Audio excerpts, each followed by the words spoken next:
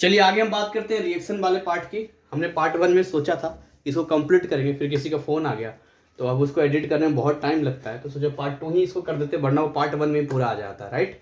तो चलिए यार, चैनल पे आप नए हैं तो जल्दी से चैनल को सब्सक्राइब करके बेल आइकन क्लिक कर ले। और आज दीपावली स्पेशल, दीपावली की छुट्टी पे हम सोचे आपका जो है चैप्टर्स आगे बढ़ाते हैं। और आप दिल्ली एनसीआर में हैं तो हमारे कोचिंग सेंटर को ज्वाइन करके आप सीबीएसई एनआईएस किसी भी बोर्ड से हो, आप अपनी स्टडी को कंटिन्यू करके अच्छे बेटर मार्क्स ला सकते हैं।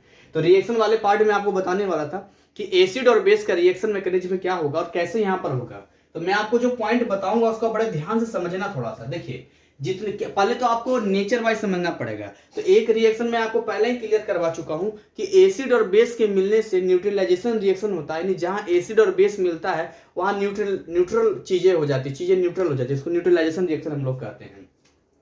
तो इस रिएक्शन को हम लिख लेते हैं, इस रिएक्शन को लिख लेते हैं कि जब एसिड और बेस ये दोनों मिलता है तो यहाँ पर सॉल्ट का फॉर्मेशन होता है। ठीक है, सॉल्ट यहाँ पर बनता है। ये बहुत ही बेसिक है, ये बेसिक रिएक्शन है जो माइंड में आपको होना चाहिए। And this reaction is also called neutralisation reaction. What is called? This is called neutralisation reaction. Neutralisation reaction के नाम से जानते हैं, और मैंने बहुत सारे एग्जाम्पल के साथ इसको मैंने आपको क्लियर किया न्यूट्रलाइजेशन रिएक्शन को हमने। तो इसी रिएक्शन को बेस मानते हुए अब मतलब इसी रिएक्शन के फॉर्म आधार पे हम ये चीजें सीखेंगे। तो कुछ चीजें पहले सीखते हैं, कुछ इंपॉर्टेंट चीजें सीखते हैं। देखिए, पहले हम समझते हैं कि रिएक्शन किसके किसके साथ एसिड करेगा, इसको समझते हैं। देखिए, जो हमारा एसिड है, आप समझिएगा, जो एसिड है हमारा वो किस किस रिएक्शन करेगा? तो रिएक्शन करेगा मेटल के साथ। किसके साथ करेगा? मेटल के साथ रिएक्शन करेगा। आप बात मेरी समझिएगा, ठीक है। इसके अलावा जो आपका एसिड है वो किसके साथ रिएक्शन करेगा? तो metal carbonate, metal hydrogen carbonate. जो आपको पढ़ना है वो मैं लिख रहा हूं, ठीक है, मेटल हाइड्रोजन कार्बोनेट। और एसिड किसके साथ रिएक्शन करेगा? तो एसिड रिएक्शन करेगा बेस के साथ में। बेस, जो बेस यहां मैंने लिखा है, बस इतनी ही रिएक्शन आपको पढ़ना है। और मेटल है तो मेटल ऑक्साइड भी होगा। देखिए, यहां मेटल है तो मेटल ऑक्साइड के साथ भी रिएक्शन कर सकता है।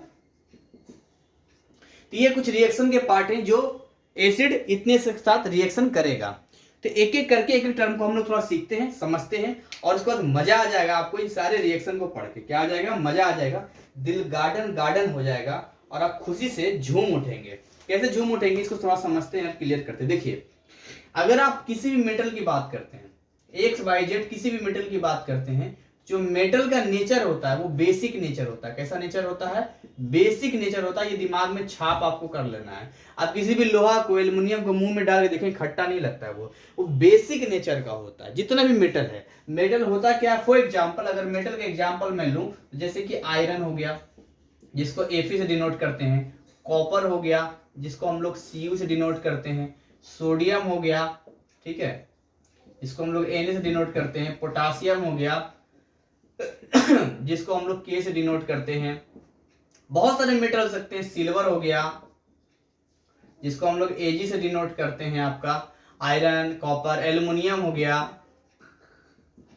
ठीक है, एल्युमिनियम हो गया जिसको Al से डिनोट करते हैं। बहुत सारे मेटल हो सकते हैं, एक्सेट्रा एक्सेट्रा एक्सेट्रा, बहुत सारे मेटल हैं। ये सारे मेटल्स हैं। तो ये सारे के सारे जितने भी मेटल्स मैंने आपको लिखे हैं, ये सब के सब बेसिक नेचर के होते हैं। ये सारे के सारे मेटल्स जब ऑक्सीजन से रिएक्शन करते हैं, ये सारे के सारे मेटल्स जब ऑक्सीजन के साथ रिएक्शन करते हैं तो यहां पर ये बनाते हैं मेटल ऑक्साइड। क्या बनाते हैं? मेटल ऑक्साइड बनाते हैं। क्योंकि मेटल का जो नेचर होता है वो बेसिक होता है, इसीलिए मेटल ऑक्साइड भी बेसिक नेचर का ही होता है। ये आपको याद रखना है, ठीक है। मेटल अगर बेसिक है तो मेटल का ऑक्साइड भी कैसा हो जाएगा? बेसिक नेचर हो जाएगा। अच्छा, मेटल ऑक्साइड को आप महसूस कर सकते हैं, देख सकते हैं। जैसे फॉर एग्जांपल, अभी आपको ये मेरा जो बोर्ड है, इस बोर्ड में जो किनारा आपको दिख रहा है ये एल्युमिनियम का बना हुआ है। अब इसमें उतनी चमक नहीं है जितनी की नई में होगी। इसका मतलब क्या हुआ कि हवा में जो ऑक्सीजन होता है ना, वो भन ऐसे करके घूमते रहता है, घूमते रहता है, घूमते रहता है।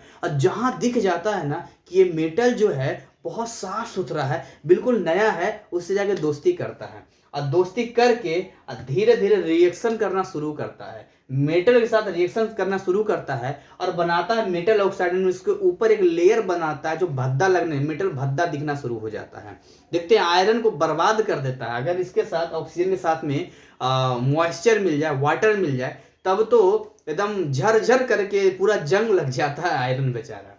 तो यहाँ जो आयरन का ऑक्साइड बनाता है, वो जो भी आयरन का ऑक्साइड बनाता है वो जिसे जंग लगना कहते हैं। एल्यूमिनियम के ऊपर भी एक लेयर आता है, तांबा के ऊपर एक लेयर आ जाता है, कॉपर के ऊपर लेयर आ जाता है। तो ऑक्सीजन कहता है कि बेटा तुमको हम सुंदर दिखने नहीं देंगे, तुम ऐसे कैसे नया दिखोगे। देखते हैं कोई जो होता है जो गलत संगत का व्यक्ति होता है, जो नशा करता है, तंबाकू खाता है, वो अच्छा आदमी को भी बिगाड़ देता है, अच्छा आदमी को भी बिगाड़ देता है। शराबी जो है अच्छा व्यक्ति को भी बिगाड़ देता है, एकदम खाने खाता रहेगा ऐसे करके, और भैया अरे खा लो मर्दे, क्या करोगे, लो थोड़ा सा खा लो, अरे इससे कुछ नहीं होता है। शराब पिएगा, अरे थोड़ा सा पी लो। सिगरेट फूकेगा, अरे थोड़ा सा फूक के देखो, फैशन है ये, ऐसे करके उसको भी बिगाड़ देगा, उसकी भी आदत खराब कर देता है। तो ऐसे ही जो ऑक्सीजन होता है वो मेटल के साथ जाके, मेटल का ऑक्साइड, इसको मेटालिक ऑक्साइड भी कहते हैं, मेटल का ऑक्साइड बना के उसके ऊपर एक लेयर बना देता है। तो अगर मेटल है तो मेटल का ही अंश, तो बेसिक है तो ये भी बेसिक होता है। तो इससे एक चीज ये क्लियर हो जाती है कि हमने पढ़ा है कि जो एसिड होता है वो बेस के साथ रिएक्शन करता है, एसिड जो है वो बेस के साथ रिएक्शन करता है। इसका मतलब ये हुआ कि यहां पर जो एसिड होगा, इसका मतलब ये हुआ कि यहां जो एसिड है वो मेटल के साथ रिएक्शन करेगा और साथ में मेटल ऑक्साइड के साथ भी रिएक्शन करेगा। ये आपको दिमाग में सेट कर लेना है, दोनों के साथ रिएक्शन करेगा। क्योंकि एसिड किसके साथ रिएक्शन करेगा जी, तो उसी के साथ रिएक्शन करेगा जो या तो बेस हो या तो बेसिक नेचर हो, मतलब कहीं ना कहीं बेस ही होना चाहिए। एसिड कभी भी एसिड के साथ रिएक्शन नहीं करेगा। आप मेरी बात ध्यान से समझो यहाँ पे, क्योंकि मेटल का नेचर बेसिक है, क्योंकि मेटालिक ऑक्साइड का नेचर बेसिक है, इसीलिए ये एसिड के साथ रिएक्शन करेगा। और जो रिएक्शन का फॉर्मेट होगा वो कुछ इस तरीके का होगा, आप समझिएगा। सिंपल अगर मेटल आप लेते हैं, सिंपल कोई भी आप मेटल लेते हैं, सिंपल कोई भी मेटल लेते हैं और आप एसिड के साथ रिएक्शन करवाएंगे, तो यहां पर क्या बनेगा, एक तो सॉल्ट बन जाएगा और साथ में हाइड्रोजन गैस बनेगा। क्या बनेगा, हाइड्रोजन गैस बनेगा। ऐसे ऊपर क्यों निकलेगा, हाइड्रोजन गैस बनेगा। तो हाइड्रोजन गैस क्यों बनेगा भाई, इसके पीछे क्या कारण है, तो देखिए हम सिंपली मेटल ले रहे हैं, क्या ले रहे हैं, मेटल ले रहे हैं। फॉर एग्जाम्पल कोई भी आप मेटल ले, जैसे कॉपर आप ले लीजिए, कोई भी आप मेटल ले सकते हैं। जिंक, जिंक भी एक मेटल है, चलो जिंक ले लिया, Zn और प्लस मान लो H2SO4 ले लिया, सल्फ्यूरिक एसिड ले लिया हमने। यहाँ एक्वस लिखेगा, एक्वस मतलब ये सॉलिड हो गया, ये सॉलिड हो गया, एक्वस मतलब जलीय विलयन। और ये क्या बना देगा, ZnSO4 बना देगा, ये सॉल्ट बना दिया, जिंक सल्फेट, और प्लस ये H2 जो बच गया ये गैस के रूप में बाहर निकल जाएगा। तो ये जो है इसका रिएक्शन का फॉर्मेट हो गया जो मैंने आपको बताया है। अगर वही मेटालिक ऑक्साइड होगा, मेरी बात ध्यान समझना, अगर वही यहाँ पर हम लोग मेटालिक ऑक्साइड लेंगे तो ये हाइड्रोजन की जगह वाटर बनाएगा। क्यों वाटर बनाएगा, क्योंकि मेटालिक ऑक्साइड में ऑलरेडी पहले से ऑक्सीजन है, तो ये वाला ऑक्सीजन इस H2 से मिलेगा तो वो H2O बना देगा। इसलिए मैं रेड मार्कर से यहाँ पर रिएक्शन को लिख देता हूं और इस रिएक्शन को आप समझो। अगर मैं यहाँ मेटल का ऑक्साइड लूंगा, अगर मैं यहाँ मेटल का ऑक्साइड लूंगा और किसी एसिड के साथ रिएक्शन करवाऊंगा, तो यहां पर जो है सॉल्ट तो बनेगा बनेगा, अब यहां पर क्या बनेगा, वाटर बनेगा, H2O बनेगा। क्यों वाटर बनेगा भाई, तो वाटर इसलिए बनेगा क्योंकि यहां पे अब मेटल के साथ में ऑक्सीजन भी है, तो ये H2O बना दिया यहां पर। इसी एग्जाम्पल को अगर आप कैरी करेंगे, यानी यहां पर आप इसी एग्जाम्पल को लिखिए, ZnO है ना, Zn मत लीजिए, ZnO लो, ZnO जिंक ऑक्साइड और प्लस H2SO4, प्लस H2SO4 ले लो, तो ये जो आपका रिएक्शन का फॉर्मेट दे देगा वो ZnSO4 तो बनेगा, नो डाउट ZnSO4 बनना ही बनना है, प्लस यहाँ H2O बना देगा, वाटर बना देगा यहाँ पे। तो ये बस थोड़ा सा आपको ध्यान रखना है कि आखिर क्यों मेटल के साथ रिएक्शन करता है, कौन कौन करता है, एसिड। भूल गए क्या, आगे बात करते हैं। तो एक तो ये मैंने बता दिया कि भाई एसिड जो है मेटल के साथ रिएक्शन करता है और मेटल ऑक्साइड के साथ करता है। दूसरा, जो एसिड है वो मेटल कार्बोनेट या मेटल हाइड्रोजन कार्बोनेट के साथ करता है, और बड़ा ही इंपॉर्टेंट रिएक्शन है ये, और ये हमेशा आपसे पूछता है, इस रिएक्शन के बारे में हमेशा अक्सर आपसे पूछा जाता है, एग्जाम में आपसे पूछा जाता है। देखिए पहले इसको एक चीज क्लियर करते हैं, यहाँ मैं रेड मार्कर से एक बाउंड्री लाइन खींच देता हूँ यहाँ पे, ताकि इधर की साइड में हम अपना काम कर सकें। देखिए मेरी बात ध्यान समझिएगा, जो कार्बोनेट होता है वो होता है CO3 और जो हाइड्रोजन कार्बोनेट होता है वो होता है HCO3।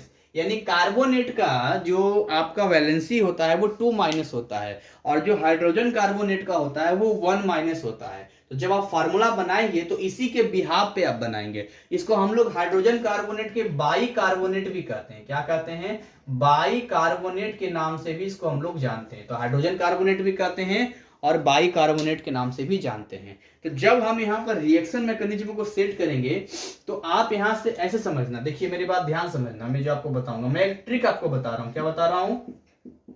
एक ट्रिक आपको बता रहा हूँ। ये ट्रिक आपको फॉलो करना है। जैसे ही ये ट्रिक आप फॉलो करेंगे वो रिजल्ट आपके सामने आ जाएगा।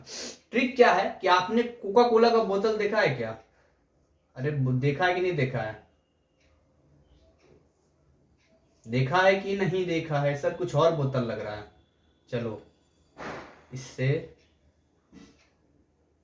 अब नहीं, कुछ और लगेगा। ये देखो, ठीक है। तो ये जो है कोका कोला का बोतल लिख दिया मैंने, कोको कोला। क्या लिखते? कोको कोला, कोका कोला लिखते, क्या लिखते हैं?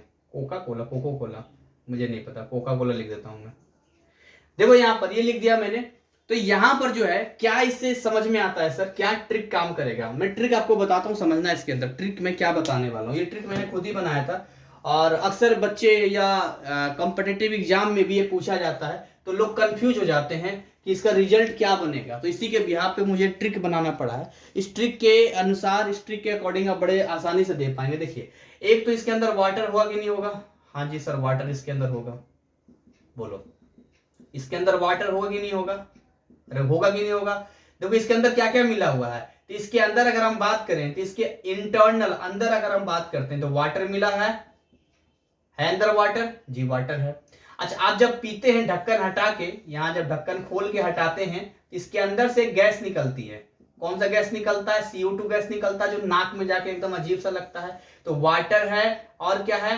CO2, कार्बन डाइऑक्साइड भी है, कार्बन डाइऑक्साइड में है। साथ में इसके अंदर कुछ तो आप मिलाएंगे, सॉल्ट वगैरह मिलाएंगे। अरे कुछ तो कलर मिलाएंगे तभी तो वो तैयार होगा। नहीं तो ऐसे कैसे कोका कोला? खाली पानी से, पानी में कार्बन डाइऑक्साइड डालने थोड़ी कोका कोला कहलाएगा वो, तो सॉल्ट भी डालाएगा। यानी यही ये 3 प्रोडक्ट है, यही ये 3 प्रोडक्ट है, सॉल्ट, वाटर, कार्बन डाइऑक्साइड। ठीक है, यहां मैं सॉल्ट को यहां शुरू में लिख देता हूं, कहीं भी लिखो एक ही बात है। सॉल्ट, वाटर, कार्बन डाइऑक्साइड, यही 3 प्रोडक्ट बनता है। कब?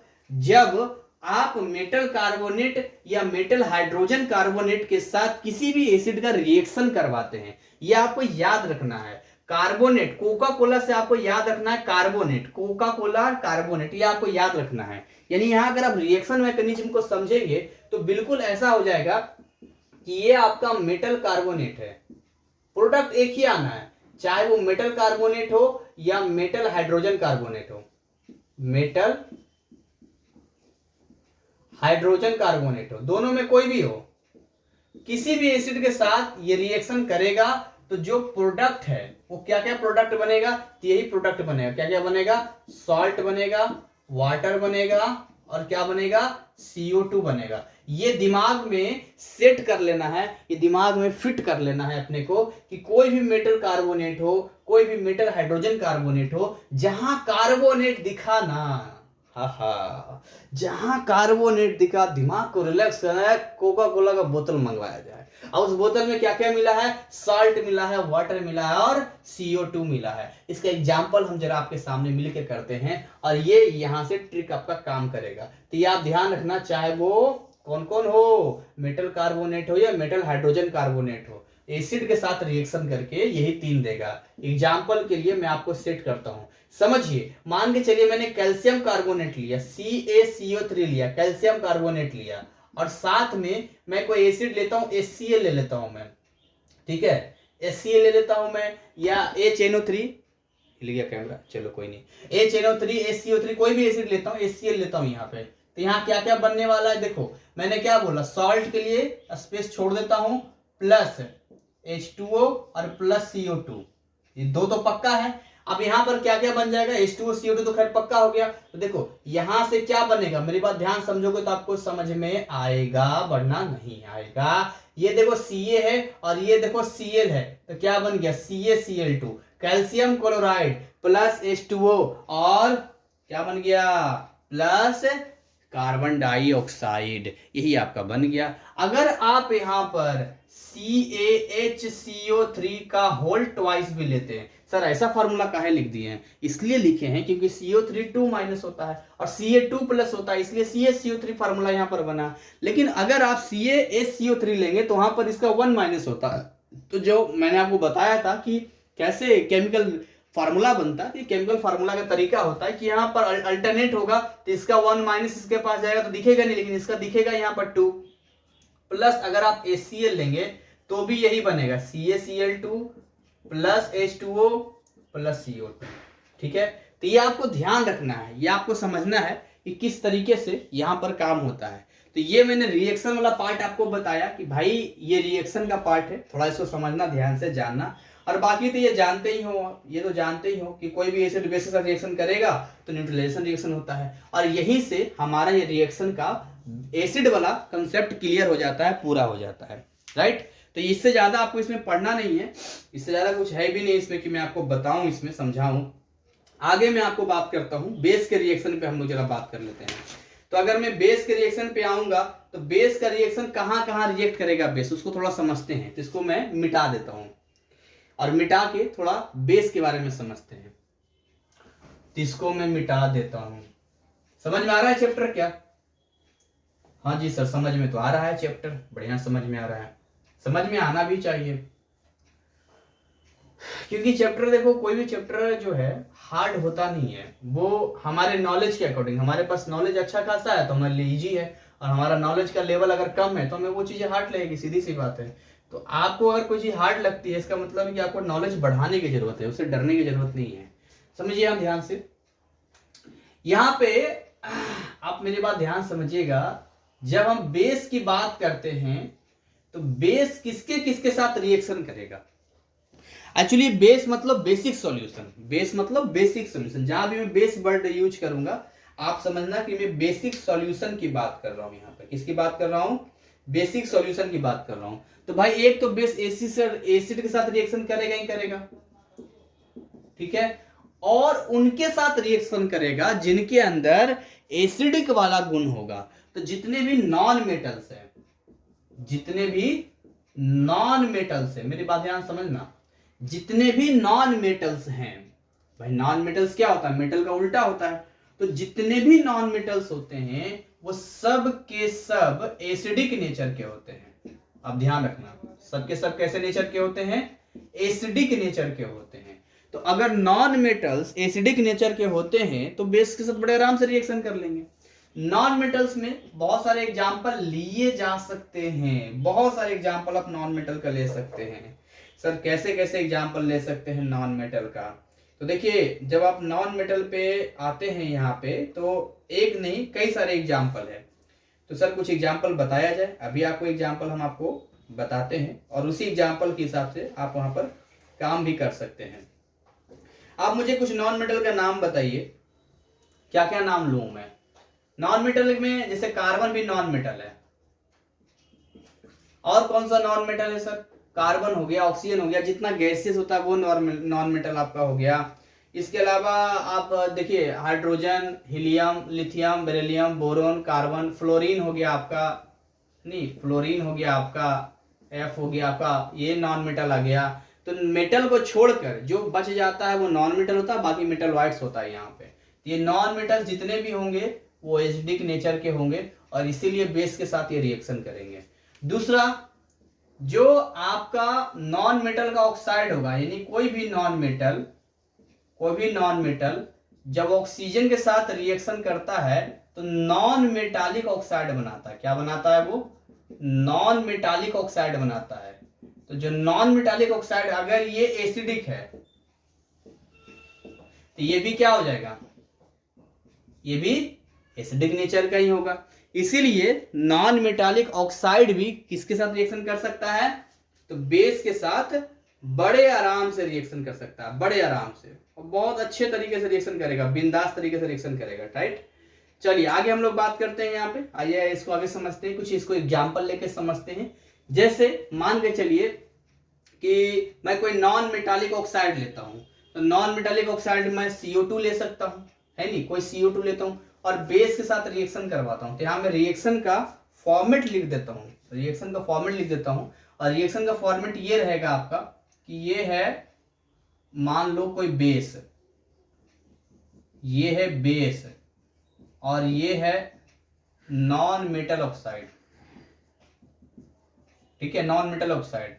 तो यहां जो बनेगा वो क्या बनेगा, सॉल्ट बनेगा और वाटर बनेगा। क्यों सॉल्ट वाटर बनेगा, क्योंकि ऑक्साइड है, तो ये बन जाएगा सॉल्ट और प्लस वाटर। अगर ऑक्साइड नहीं होता तो H2 बनता है, हाइड्रोजन गैस होता, क्योंकि ये ऑक्साइड है इसीलिए यहां पर ये वाटर का फॉर्मेशन करेगा यहाँ पे। तो जैसे कोई बेस ले लो अपने मन से, जैसे मान लो CaOH का होल ट्वाइस ले लेता हूँ, इसको लाइम वाटर कहते हैं, है कि नहीं, कैल्शियम हाइड्रोक्साइड। और प्लस कोई नॉन मेटल का ऑक्साइड लेते हैं, कार्बन नॉन मेटल है और ऑक्साइड CO2 ले लेते हैं, यहाँ पर CO2 ले लिया आपने गैसियस फॉर्म में, तो यहां पर क्या बन जाएगा, ये सॉल्ट CaCO3, क्या बन जाएगा, CaCO3 सॉलिड बन जाएगा, और प्लस H2O लिक्विड हो गया ये। तो क्यों रिएक्शन कर रहा है आपको क्लियर हो गया होगा कि भाई जो आपका बेस है वो नॉन मेटल के साथ रिएक्शन करेगा, तो नॉन मेटल है तो नॉन मेटल ऑक्साइड भी आप लिख सकते हैं, एक ही बात आपका हो गया यहाँ पे। और बाकी जो आपका बेस होता है, जो आपका बेस होता है आपका, तो बेस तो ऑलरेडी बेस यहाँ पर है।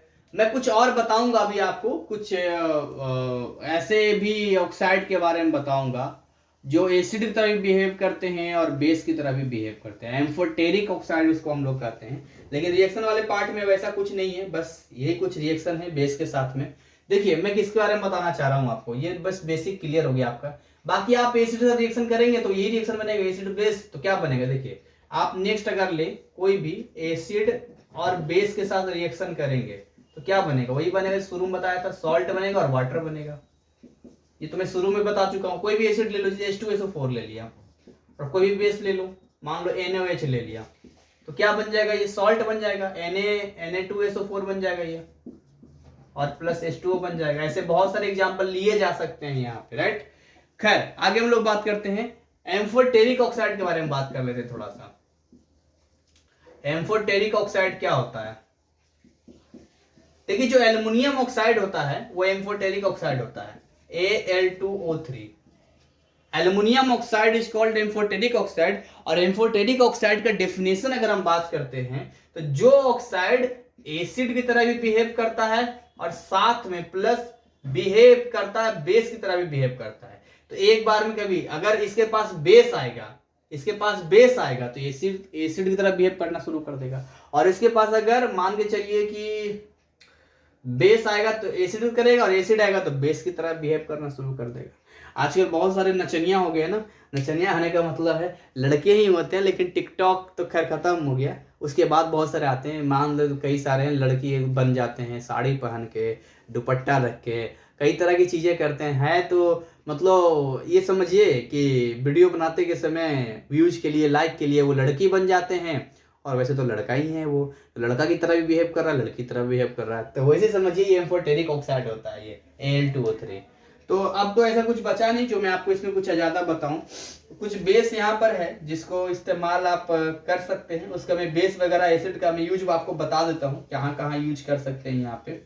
और उसके बाद फिर सीधा मैं pH स्केल पे आऊंगा, और pH स्केल पे आने के बाद जो है कुछ चीजें हैं जो एक दो क्वेश्चंस करने के बाद फिर सॉल्ट वाले पे आ जाएंगे, क्या क्या सॉल्ट इसमें पाया जाता है। चलिए तो बहुत लंबा नहीं करना है वीडियो को, थोड़ा सा एक एसिड का यूज देख लेते हैं, थोड़ा सा एसिड का यूज, एसिड का चलिए कुछ एसिड का यूज देख लेते हैं और कुछ बेस का यूज देख लेते हैं। तो इसको मैं थोड़ा सा रफ कर देता हूँ, रफ करके एसिड बेस के यूज पे सीधा pH पे आ जाएंगे हम लोग। और जब pH पे आ जाएंगे तो उसके बारे में जानेंगे। NiOS में अभी एक पार्ट और इसका बनेगा जिसमें pH में डिटेल जो चीजें रह जाएगी, तो आपको थोड़ा सा करना पड़ेगा। बाकी CBSE वालों के लिए इस पार्ट में हम कोशिश करेंगे चीजों को क्लियर कर दें और इजी वे में हम हैंडल करके बता दें। तो देखिए मैं आपको क्या बता रहा हूं, यहाँ पर आपको समझना है अगर मैं इंडस्ट्री में मिनरल एसिड की बात करूं तो देखिए सबसे पहले मैं बात करना चाहूंगा H2SO4 के बारे में। H2SO4 यानी सल्फ्यूरिक एसिड के बारे में बात करेंगे हम लोग। सल्फ्यूरिक एसिड के बारे में बात करेंगे कि सल्फ्यूरिक एसिड जो होता है उसका क्या क्या यूज और कहाँ कहाँ यूज होता है।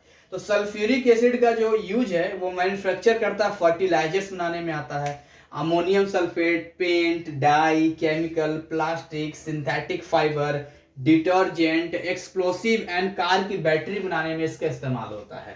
तो ये जो चीजें मैंने आपको बोली है आप चाहे तो पीछे बैक करके भी फिर से सुन सकते हैं। तो H2SO4 का यूज हो गया। दूसरा अगर यूज मैं आपको बताऊं, केवल मैं पढ़ के आपको बता रहा हूं, मेरे नोट्स में लिखा हुआ है HNO3 यानी नाइट्रिक एसिड का बता रहा हूं। यहाँ पर नाइट्रिक एसिड का यूज मैं आपको यहाँ पर बता रहा हूं। तो नाइट्रिक एसिड का यूज कहां पर है? For making fertilisers. फर्टिलाइजर्स का मतलब अमोनियम नाइट्रेट, फर्टिलाइजर मतलब खेतों में इस्तेमाल होता है। तो यहाँ पर एक्सप्लोसिव, TNT, ट्राइनाइट्रोटोल्यून और डाई, प्लास्टिक। एक्सप्लोसिव मतलब जैसे विस्फोटक चीजें बनाने के काम आता है, यहाँ पर फर्टिलाइजर बनाने के काम आता है।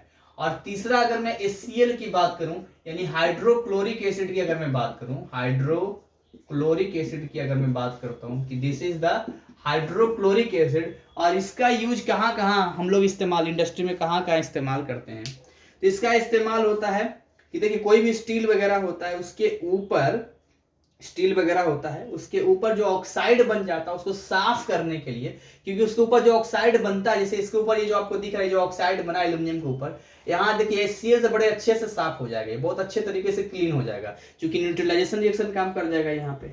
इसके अलावा आप देखेंगे कि बहुत सारे डाई स्टफ में, टेक्सटाइल में, फूड में, लेदर इंडस्ट्री में भी इसका इस्तेमाल होता है।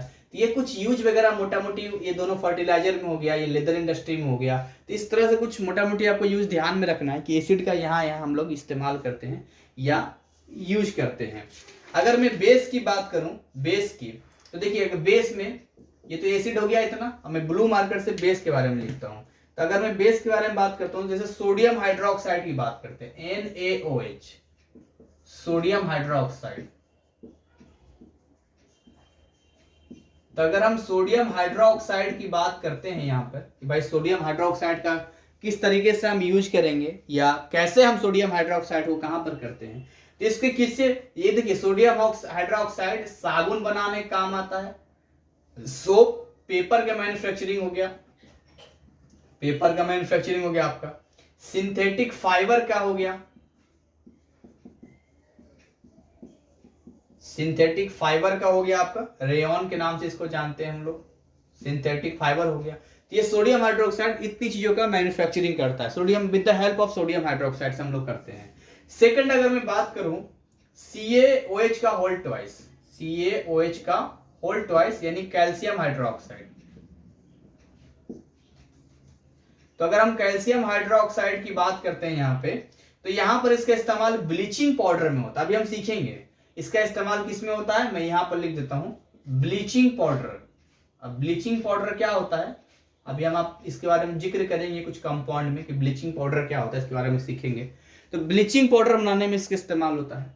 नेक्स्ट अगर हम बात करते हैं मैग्नीशियम हाइड्रोक्साइड, MgOH का होल ट्वाइस,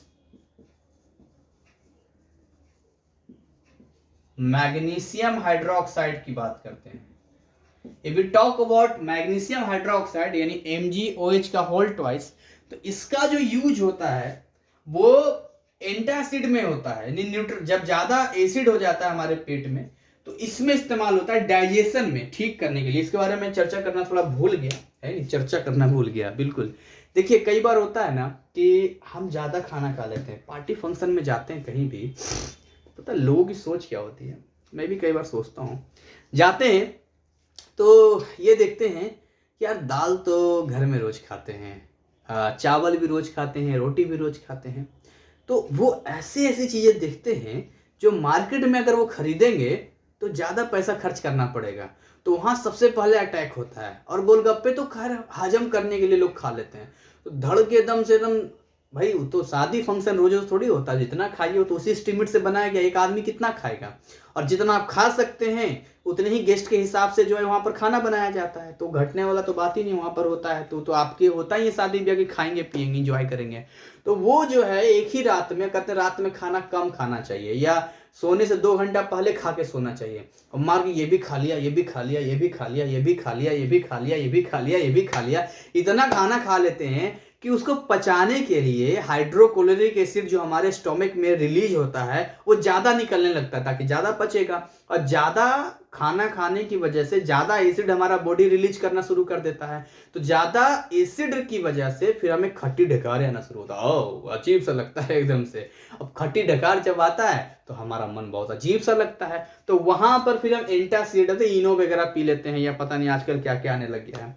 तो ये MgOH का होल ट्वाइस जो मैग्नीशियम हाइड्रोक्साइड है, इसी को एंटासिड कहते हैं। एसिड का एंटा एसिड, मतलब एसिड के इफेक्ट को जो खत्म कर सके, दैट इज एंटा एसिड। तो इसी का इस्तेमाल करते हैं मैग्नीशियम हाइड्रोक्साइड का। फिर वो जाता है वहां पर, और जो एक्स्ट्रा एसिड पेट में होता है, कहता है कहाँ एसिड एक्स्ट्रा कहाँ है, उसको रिएक्शन करके उसको न्यूट्रलाइज कर देता है।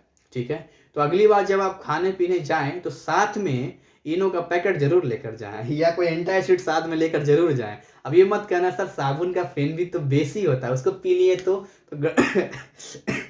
गड़बड़ हो जाएगा। फिर हमें ना अपने हेल्थ को भी देखना है कि हमारे ऊपर कौन सी चीजें जो है मतलब हार्मफुल है और कौन सी चीजें यूजफुल है, उसको भी देखना पड़ेगा। तो इसका भी इस्तेमाल हम लोग करते हैं एंटासिड में करते हैं, एंटासिड बोलते हैं, एंटासिड, एंटासिड। ठीक है, एंटासिड के रूप में करते हैं। इसके अलावा सोडियम कार्बोनेट, देखिए मैं तो बताना भूल ही गया, जो सोडियम कार्बोनेट होता है और जो सोडियम हाइड्रोजन कार्बोनेट होता है, उनका भी जो नेचर होता है वो बेसिक नेचर ही होता है, इसीलिए एसिड उनके साथ रिएक्शन करता है। तो वो भी मैं लिख देता हूं यहां पे। तो अगर मैं एक लूं सोडियम कार्बोनेट यानी Na2CO3, Na2CO3 सोडियम कार्बोनेट की अगर मैं बात करूं, Na2CO3 की बात करूं, तो इसका जो इस्तेमाल होता है वो वॉशिंग सोडा और हार्ड वाटर को सॉफ्ट करने के लिए होता है। तो यहां पर मैं थोड़ा सा लिख देता हूं इसका। एक तो वॉशिंग सोडा हो गया आपका, वॉशिंग सोडा भी हम पढ़ेंगे अभी, वॉशिंग सोडा कैसे बनता है, वॉशिंग सोडा हो गया आपका। और दूसरा जो हो गया softening of hard water, softening of hard water, hard water को सॉफ्ट करने का काम करता है ये कौन, सोडियम कार्बोनेट है नी, Na2CO3 सोडियम कार्बोनेट, ये काम करता है ये। नेक्स्ट अगर मैं बात करूं सोडियम हाइड्रोजन कार्बोनेट की, कि भाई सोडियम हाइड्रोजन कार्बोनेट का इस्तेमाल कहां कहां होता है, मैं यहां पर लिख देता हूं। सोडियम हाइड्रोजन कार्बोनेट NaHCO3 की अगर मैं बात करूं, इसको क्या बोलेंगे, सोडियम हाइड्रोजन कार्बोनेट। इसका इस्तेमाल कहां कहां होगा, देखिए इसका इस्तेमाल बेकिंग सोडा जो किचन में इस्तेमाल होता है उसको बनाने में, बेकिंग पाउडर बनाने में, एंटासिड बनाने में भी इसका काम होता है, जैसे कि MgOH का होल ट्वाइस का था। और साथ में सोडा एसिड फायर एक्सटिंग्विशर, यानी कि जब आग वाग लग जाता है, फायर एक्सटिंग्विशर जो होता है, जो लगा होता है, अग्निशामक यंत्र के नाम से जानते हैं, तो उसमें भी इसका इस्तेमाल होता है। तो ये कुछ यूज था जो मैंने आपको बताया। अब सीधा मैं आपके पीएच स्केल पे आना चाहूंगा, क्योंकि पीएच स्केल पे आऊंगा तो फटाफट उसके बाद फिर हम लोग इस पे आ जाएंगे, किसको बोलते हैं, पीएच आने के बाद कॉमन सॉल्ट वगैरह, यानी कुछ कंपाउंड्स पे हम लोग आ जाएंगे, और उसके हिसाब से उसके बारे में हम लोग स्टडी करेंगे और देखेंगे फिर।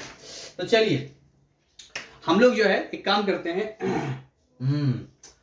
इधर की साइड में पीएच के बारे में जानते हैं कि पीएच के बारे में क्या होता है। देखिए जो NIOS में पढ़ना है वो बहुत डिटेल में पढ़ना है, लेकिन जो CBSE वालों का पढ़ना है वो ज्यादा डिटेल नहीं पढ़ना है। तो हम जो NIS का जो है वो तो NIS का ही वीडियो है, यानी कि आप यहाँ तक आपको तो पढ़ना है, इससे अलावा एक्स्ट्रा भी पढ़ना है। और जो CBSE वाले बच्चे देख रहे हैं वो पीएच में उतना ही पढ़ना जितना कि मैं भी बताने वाला हूँ, और जो अगला पार्ट पीएच का आएगा वो NIS वाले के लिए होगा। हालांकि अगर कोई साइंस साइड लेना चाहता है आगे का तो वो इस पार्ट को, अगले वाले पार्ट को भी देख सकता है, CBSE वाला भी एक्स्ट्रा नॉलेज मिलेगा।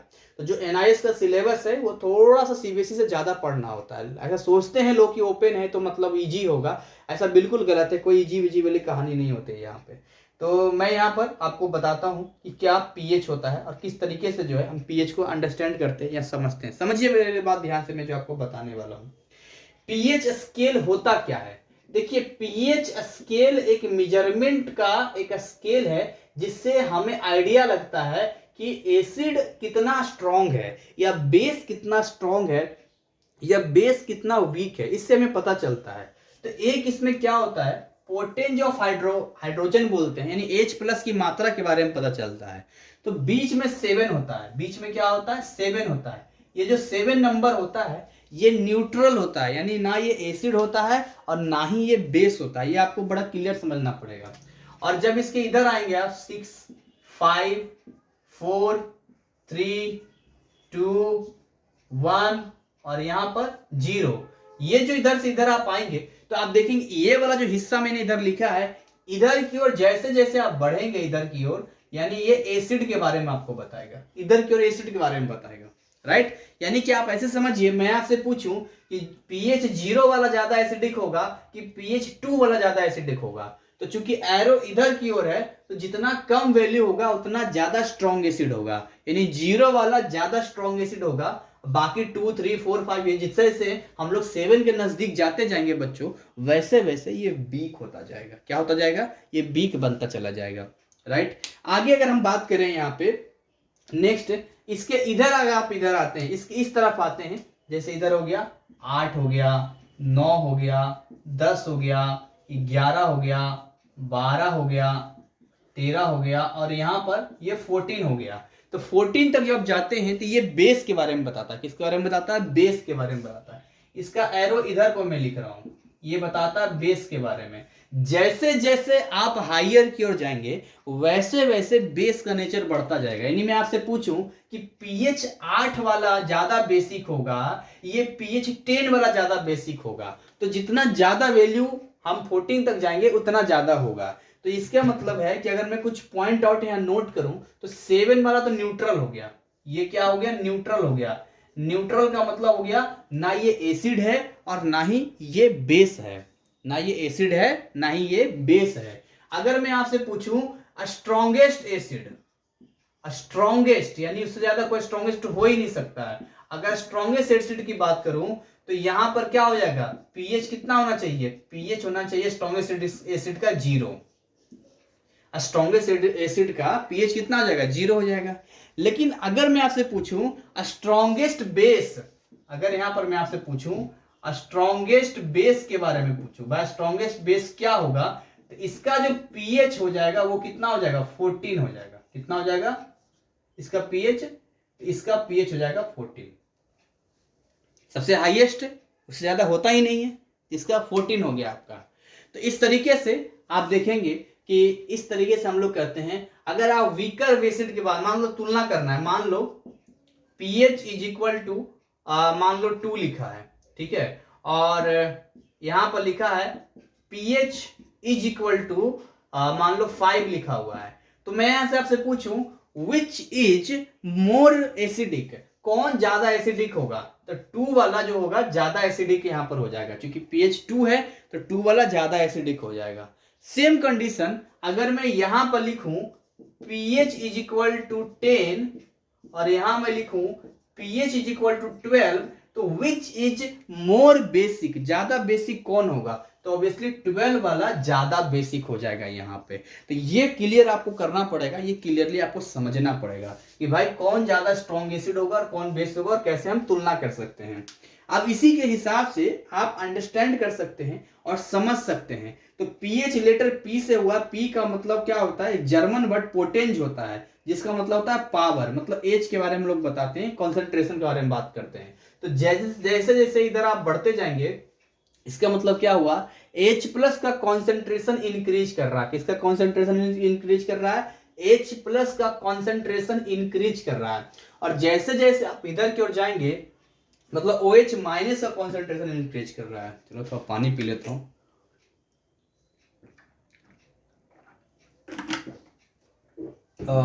चलिए आगे। तो ये चीजें क्लियर हो गई होगी, आपको समझ में आ गया होगा।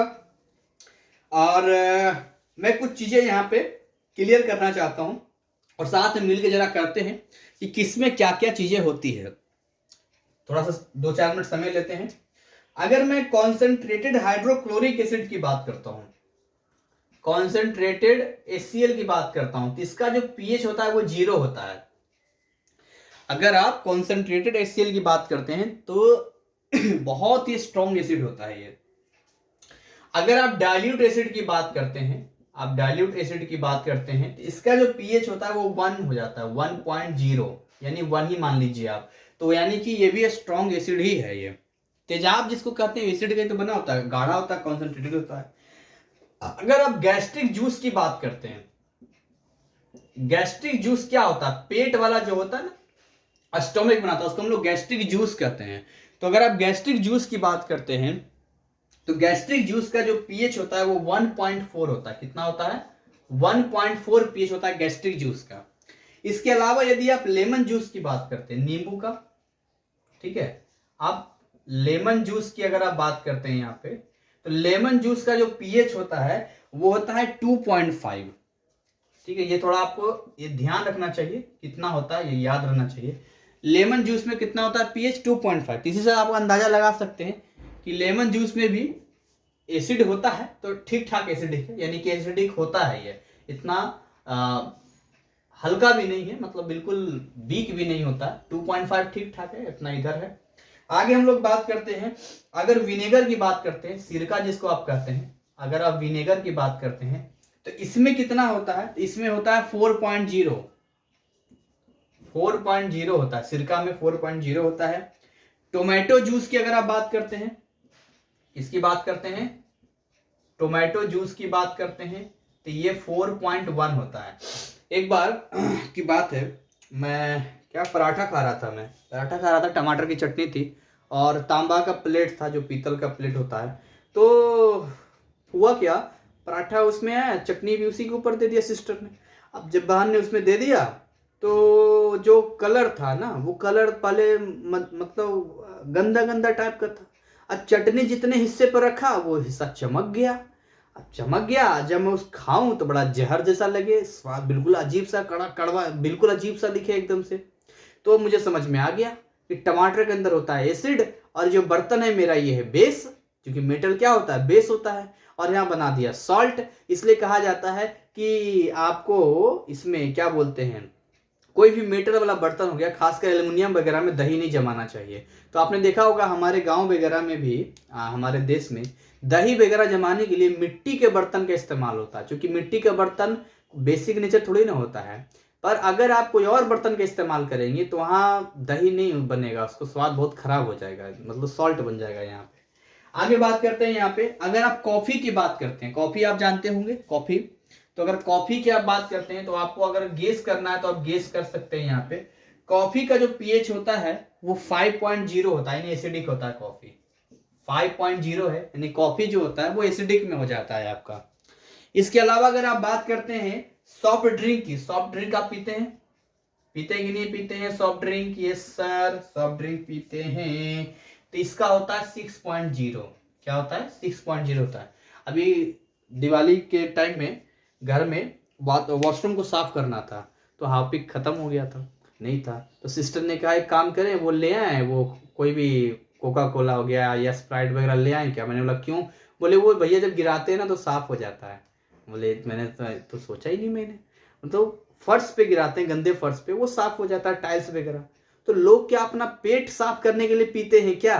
पेट साफ करने के लिए पीते हैं क्या? इतनी घटिया चीज है। और हम उसको बड़ा प्रायोरिटी देते हैं, यानी कि बड़े शौक से पीते हैं, अपने बच्चों को पिलाते हैं और अपने आप को बड़ा प्राउड फील करते हैं कि यार पार्टी, मस्त पार्टी दे रहा है। इसका मतलब क्या है कि अपने शरीर का आप नुकसान कर रहे हैं और मजा आ रहा है आपको। पता नहीं क्या है आजकल की चीजें। तो ये आपका सॉफ्ट ड्रिंक 6.0 हो गया। इसके अलावा मिल्क की बात करते हैं, दूध की बात करते हैं, मिल्क।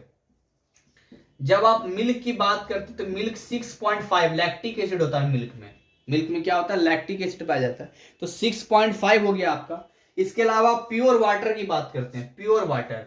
तो प्योर वाटर न्यूट्रल होता है, लेकिन प्योर वाटर आजकल होता क्या है? 7.0, यानी ये न्यूट्रल वाला हो गया, ना एसिड होता है ना ही बेस होता है। अब आप 7 से जैसे आगे बढ़ेंगे, यानी कि आप आते हैं सलाइबा, खाने से पहले, सलाइबा इसको बोलते हैं, सलाइबा बिफोर मील। खाने से पहले अगर आप बात करते हैं सलाइबा का तो वो होता है 7.4। क्या होता है? 7.4। और यही सलाइबा आफ्टर मील की अगर आप बात करते हैं, खाने के बाद, तो ये हो जाता है 5 पॉइंट, कितना है? 5.8 हो जाता है। ये हो जाता है 5.8। सलाइवा क्या होता है सर? बायोलॉजी का टर्म है। तो सलाइवा क्या होता है? आपके जो जीभ के, जहाँ जीभ खत्म होता है उसके ठीक ऊपर एक लार ग्रंथि हो जिसको सलाइवा कहते हैं। अच्छा, सलाइवा पता है क्या होता है? मैं बताता हूँ आपको। अभी सलाइवा काम करना शुरू कर जाएगा आपके मुंह में। इमली खाया? इमली, इमली खट्टा खाया कभी?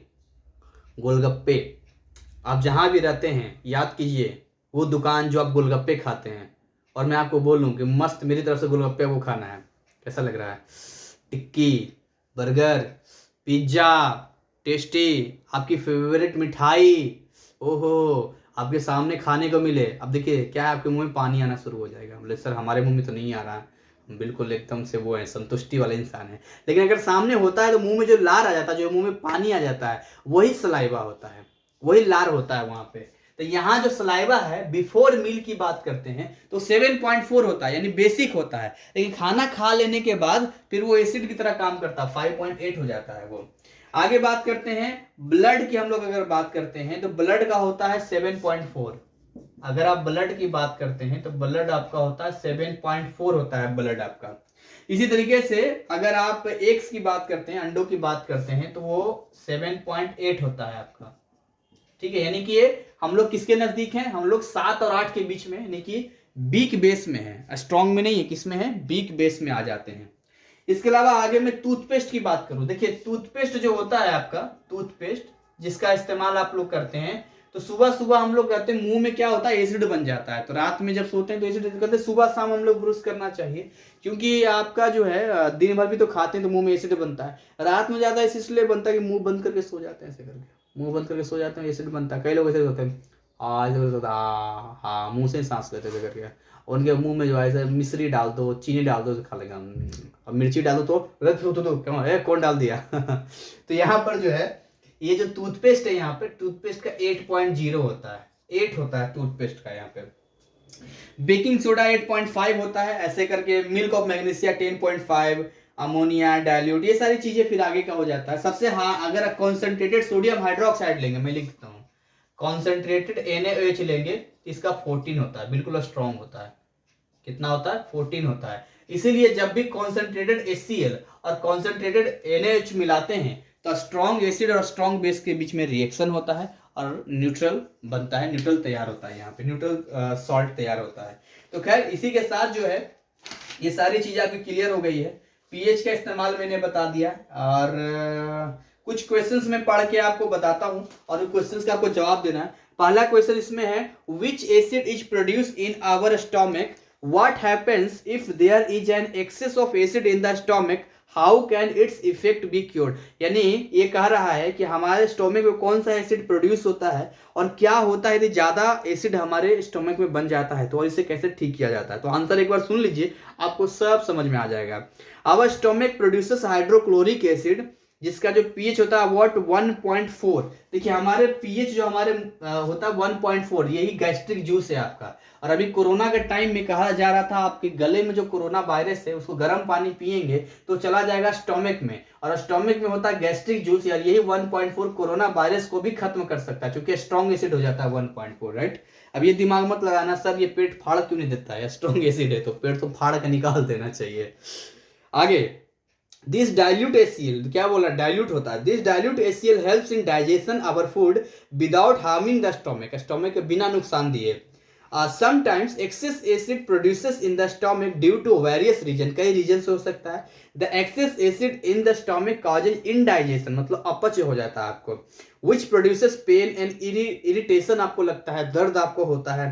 In order to cure indigestion and get rid of pain, we can take bases called antacid लेते हैं। अब एंटासिड मैंने बताया था, या तो आप सोडियम हाइड्रोजन कार्बोनेट ले सकते हैं, या तो आप मिल्क ऑफ मैग्नीशिया बोलते हैं, या मैग्नीशियम हाइड्रोक्साइड आप ले सकते हैं।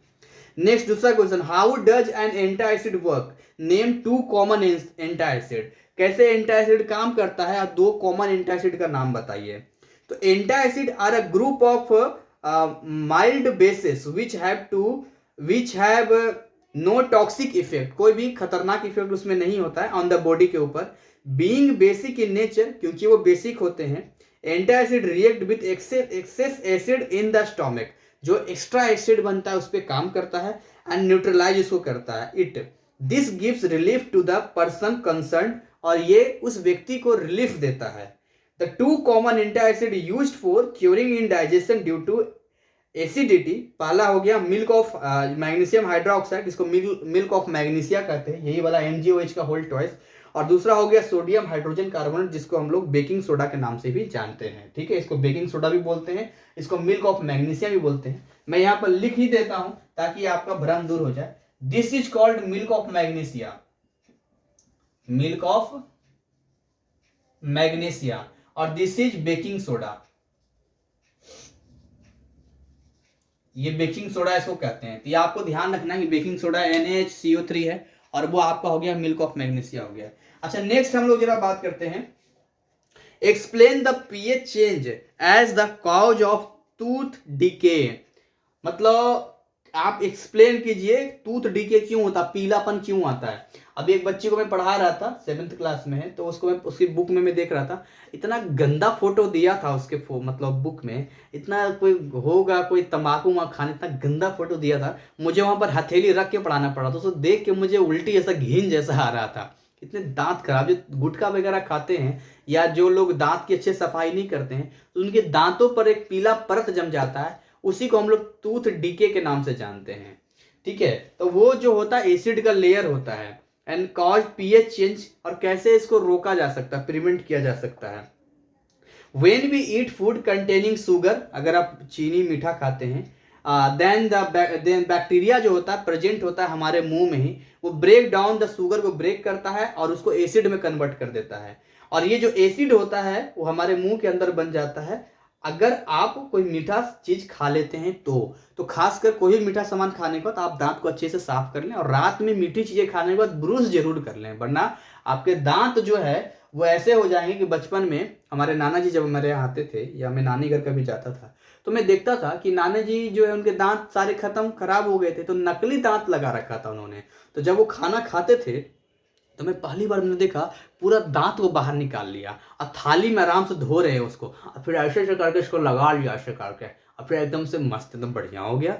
हमने कहा गजब है, ये तो छोटा थे हम लोग, दांत भी निकल जाता है। फिर मिरर में सामने खड़ा होकर अपना दांत चेक कर रहा था ऐसे करके, मेरे दांत भी निकल जाएंगे क्या। फिर समझाया कि वो नकली दांत है, उनके असली दांत नहीं है वो। और फिर हम लोग का दांत वहाँ टूटता था तो बोले वो अलग है और वो अलग है। मैंने बोला ओ ये बात है। तो यहाँ पर जो है उसको जरूर आप ब्रश जरूर कर ले आप। तो this acid lowers the pH in the mouth, tooth decay starts when the pH of acid formed in the mouth falls below 5.5। जब 5.5 से कम हो जाता है ना, 5.5 से मुंह में, तो वो ज्यादा फिर टूथ डिके काम करना शुरू करता है।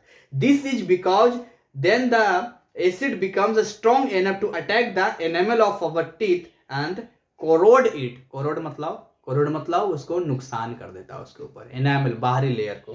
Next question, the best way, अच्छा इसी को, the best way to prevent tooth decay is to clean the mouth through, क्या लिखा है, क्या लिखा है, रफली नहीं, आफ्टर ईटिंग फूड बाय, क्या लिखा है ये, मतलब वही टूथपेस्ट वगैरह से साफ करके वही लिखा है उसका होगा।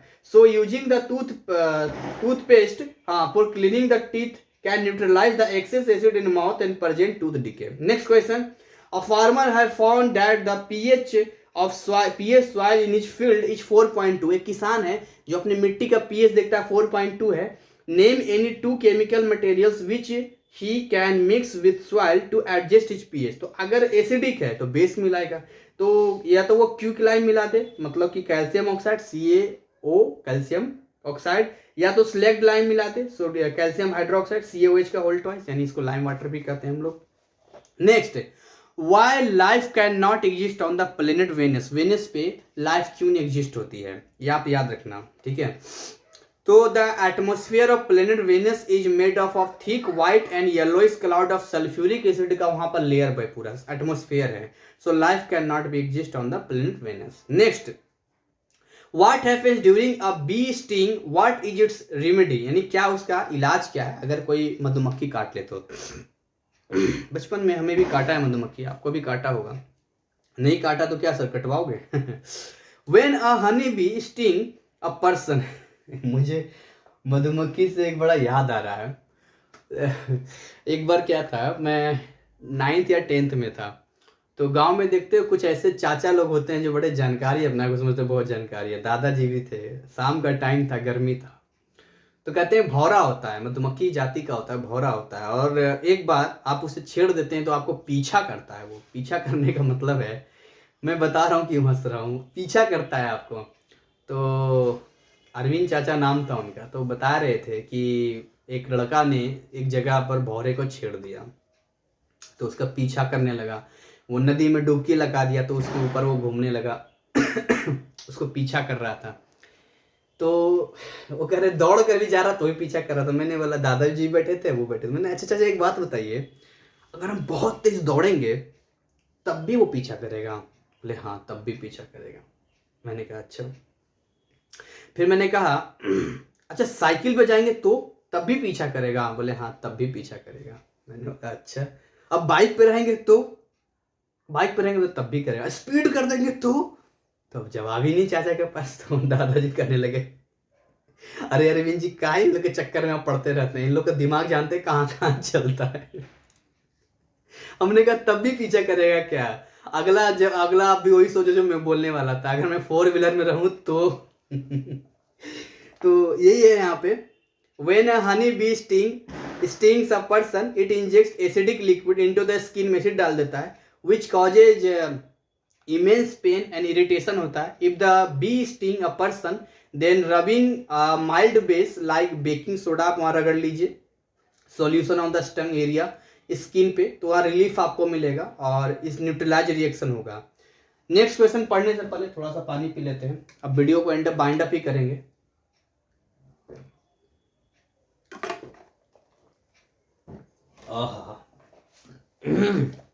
देखिए एक लास्ट क्वेश्चन पढ़ूंगा, which chemical is injected into the skin of a person? कौन सा केमिकल शरीर के अंदर जाता है? ए ड्यूरिंग एन एंट्स स्टिंग, जब कोई एंट्स काटता है, चींटी काटती है तो, और b during the nettle leaf, वही नेटल का पौधा होता है जो मैं नाम भूल रहा था, नेटल का पौधा बोलते हैं। हेयर स्टिंग, उस पे हेयर होते हैं। How can the effect of this sting be neutralised? देखिए दोनों है, अगर एंट स्टिंग है तो इसमें मिथेनोइक एसिड होता है, एंट स्टिंग में मिथेनोइक एसिड स्किन के अंदर जाता है और बर्निंग पेन होता है, तो न्यूट्रलाइज करने के लिए बेकिंग सोडा वगैरह हम लोग उस एरिया पे लगाते हैं। और दूसरा, अगर कोई भी पर्सन टच कर लेता है इन पत्तियों को, तो मैंने आपको सारा चीज़ समझा चुका हूँ मैं नेटल के पौधे के बारे में। डॉग पौधा होता है जो रिलीफ देता है वहाँ पे। तो हम लोग जंगल में, जंगली इलाका है, मतलब वहाँ पर राजगीर है। अब तो राजगीर अब सर्च करेंगे अगर बिहार में है, अब तो वहाँ बहुत बड़ा सफारी बन गया है, जू सफारी। और वहाँ पर जो है आप देखेंगे ग्लास ब्रिज बन गया, बहुत सारी चीज़ें डेवलप कर गई अब तो वहाँ पर जो है जंगल में, मेरा घर जो है जंगल के ठीक मतलब एक गांव है ठाकुरिस्तान, तो वहाँ मतलब जो है पहाड़ के ठीक नीचे वो गांव है। तो वहाँ पर हम लोग जब भी जाते हैं तो घूमते हैं, तो जब जाते हैं तो बड़े ध्यान से जाना होता है, क्योंकि अगर वो टच कर गया तो फिर बहुत ज़्यादा जलन होने लग जाता है। और अगर टच गलती से कर गया है ना, तो ठीक उसी के नीचे एक डॉग पौधा होता है, उस डॉग पौधे से रगड़ के साफ, मतलब वहाँ पर आप न्यूट्रलाइज कर सकते हैं।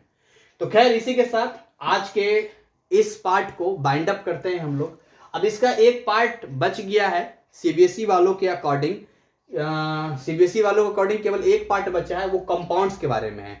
और एनआईएस के बच्चों के लिए 2 पार्ट बचा हुआ है, एक तो कंपाउंड वाला बचा हुआ है और दूसरा बचा हुआ है पीएच का डिटेल। यानी पीएच तो ये केवल नाम अभी है, ट्रेलर ही है, इसका कुछ कैलकुलेशन वगैरह भी बच गया है। तो ये दोनों ही पार्ट जो है बहुत जल्द आपको इसी चैनल पे मिलेंगे। तो चैनल पे बेल आइकन क्लिक करना बहुत जरूरी है आपको, चैनल सब्सक्राइब करके। तो ऐसे ही हंसते खिलखिलाते मुस्कुराते रहे। मुझे आज दिवाली का दिन है, तो अभी 3:15 हुआ है और मेरे पास अभी रात तक बहुत टाइम है। तो अभी और भी चैप्टर्स आपको इसी ड्रेस में मिलेगा। और दिवाली बम्पर धमाका जो है रुका हुआ था 10th वालों का, तो वो मिलेगा आपको। बीच में 10th का मैंने वीडियो बनाया है, लेकिन सब हिंदी मीडियम का है। मेरे भाई ने कहा आप हिंदी मीडियम का बनाइए। अब मैंने इतना इंग्लिश मीडियम बनाया होता तो क्या बात है, लेकिन मैंने हिंदी मीडियम बनाया, तो मैंने सारा हिंदी मीडियम बना दिया। पूरा साइंस करवाया ना है इसका, बायोलॉजी को छोड़कर फिजिक्स केमिस्ट्री दोनों करवाया है। अब मैं इंग्लिश मीडियम का करवा रहा हूँ। तो जो हिंदी मीडियम वाले बच्चे अगर हैं तो वो हिंदी मीडियम वाले प्लेलिस्ट पे जाके देख सकते हैं, पूरा इसी चैनल पे आपको मिल जाएगा। और ये इंग्लिश मीडियम पे आपको मिल जाएगा।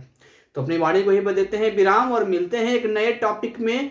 और ऐसे ही स्टडी आप करते रहें। तब तक जय हिंद, जय भारत।